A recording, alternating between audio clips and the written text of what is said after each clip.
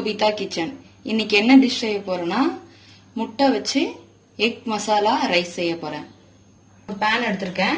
இப்போ அதுல 2 table spoon நெய் சேர்க்கிறேன். ஒரு 2 டேபிள் ஸ்பூன் ஆயில் சேர்க்கிறேன். எண்ணெய் காஞ்சிருச்சு. இப்போ கட் பண்ணி வச்சிருக்க ஆனியனை இதுல ஆட் பண்றேன். நல்லா பொன்னிறமா வதக்கிக்கோங்க. நறுக்குன பூண்டை இதுல சேர்த்துக்கிறேன். இஞ்சி பொடியா நறுக்குனது. இஞ்சி பூண்டு நல்லா வாசனை போக நல்லா மிக்ஸ் பண்ணிக்கோங்க. நல்லா பொன்னிறமா வதங்கிடுச்சு. இப்போ 1/2 டேபிள் ஸ்பூன் மஞ்சத்தூள், 1 டேபிள் ஸ்பூன் கரம் மசாலா,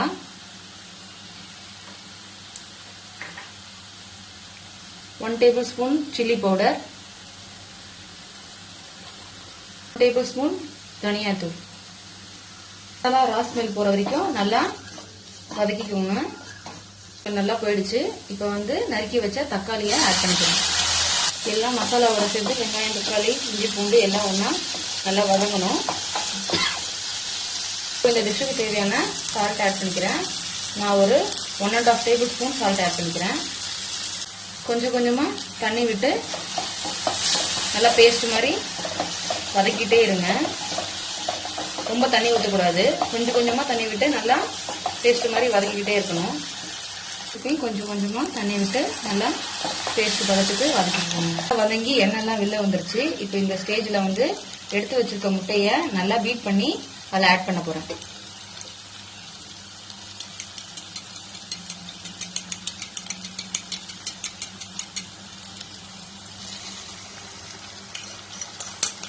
நல்லா இந்த மாதிரி மிக்ஸ் பண்ணிக்கோங்க. முட்டையும் மசாலாவையும் நல்லா ஒண்ணா மிக்ஸ் பண்ணிட்டு ரைஸ் ஆட் பண்ணிக்கலாம். அதை உதிரியா எடுத்து வச்சிருக்கேன். இப்போ அதை ஆட் பண்ணிக்கிறேன். நல்லா முட்டையும் மசாலாவோட ரைஸை நல்லா மிக்ஸ் பண்ணிக்கோங்க. இப்போ கொஞ்சம்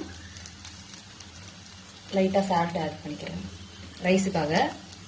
நல்லா கலரிட்டேன். இப்போ ஒரு சிட்டிகை அளவு பெப்பர் சேர்த்துக்கிறேன். அப்புறம் கட் பண்ணி வச்ச கொத்தமல்லியும் ஆட் பண்ணிக்கிறேன்.